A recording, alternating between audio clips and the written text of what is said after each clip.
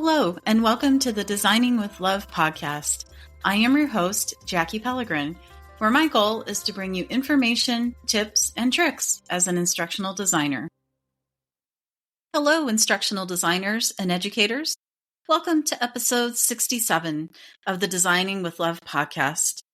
In this episode, I'll share tips on creating engaging content, such as quizzes, simulations, and branching scenarios that keep learners motivated, so they can apply what they learn to their personal life or professional work.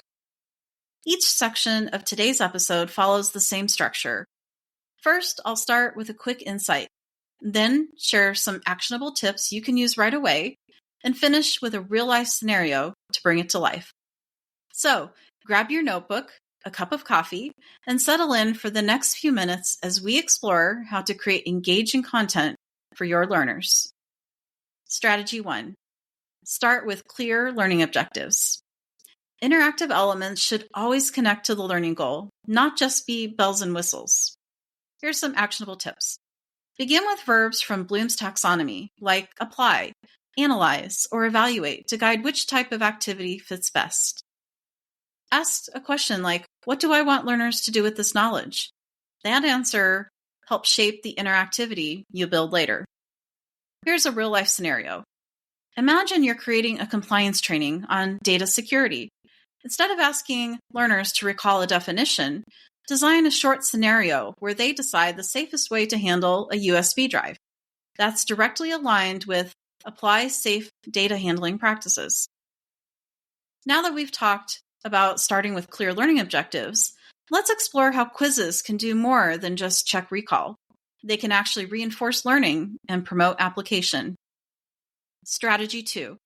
Design quizzes that go beyond recall. Quizzes are more effective when they help learners practice rather than just test memory. Here are some actionable tips. Use case-based, multiple-choice questions like, what should you do in this situation? Always provide meaningful feedback that explains why an answer is correct or incorrect. Let learners retry so they can learn through iteration, not pressure. Here's a real-life scenario. In a customer service training, instead of asking, what is our refund policy? Give a short customer dialogue and ask, what would you do next? The feedback then explains how that ties back to the policy.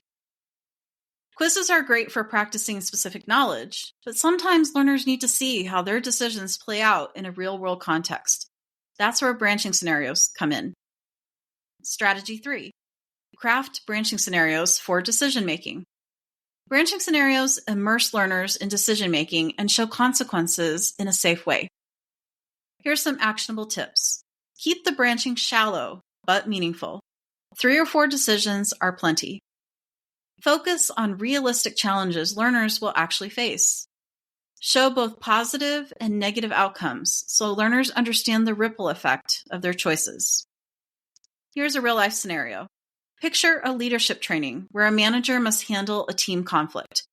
The learner chooses to A, ignore it, B, confront one person, or C, facilitate a team discussion. Each path plays out differently, showing what effective versus ineffective leadership looks like. Branching scenarios simulate choices, but for even deeper practice, simulations give learners a safe place to try skills, see consequences, and build confidence. Strategy 4.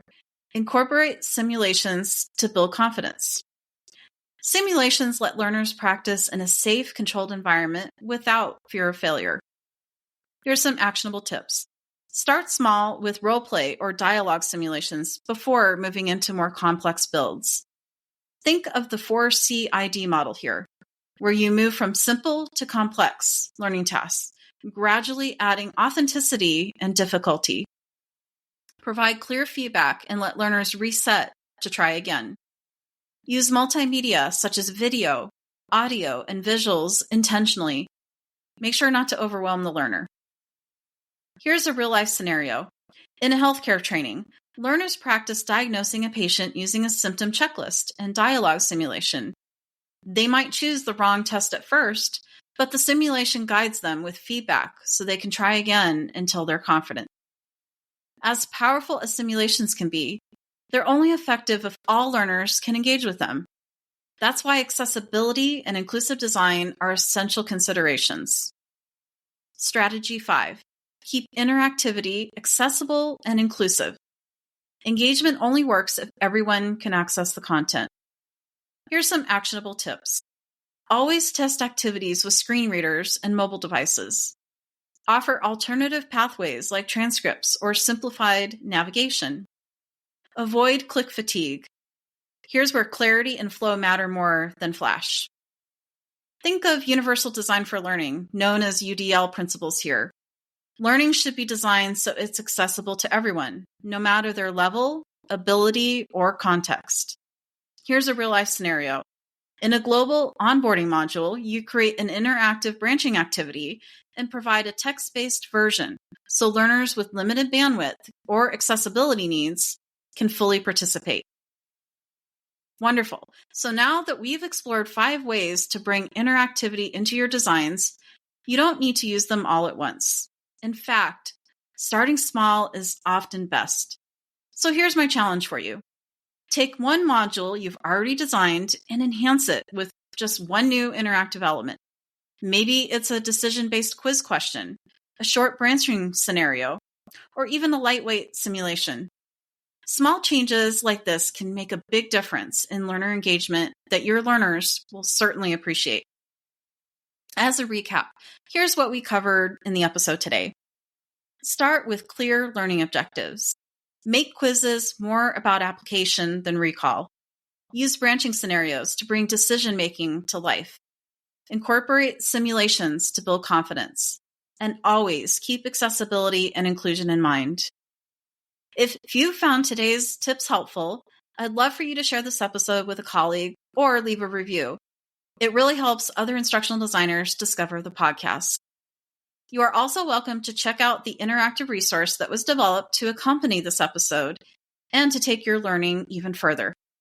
The link to the resource can be found in the show notes. As I conclude this episode, here's an inspiring quote by Benjamin Franklin. Tell me and I forget. Teach me and I may remember. Involve me and I learn. Thank you for taking some time to listen to this podcast episode today. Your support means the world to me. If you'd like to help keep the podcast going, you can share it with a friend or colleague, leave a heartfelt review, or offer a monetary contribution. Every act of support, big or small, makes a difference, and I'm truly thankful for you.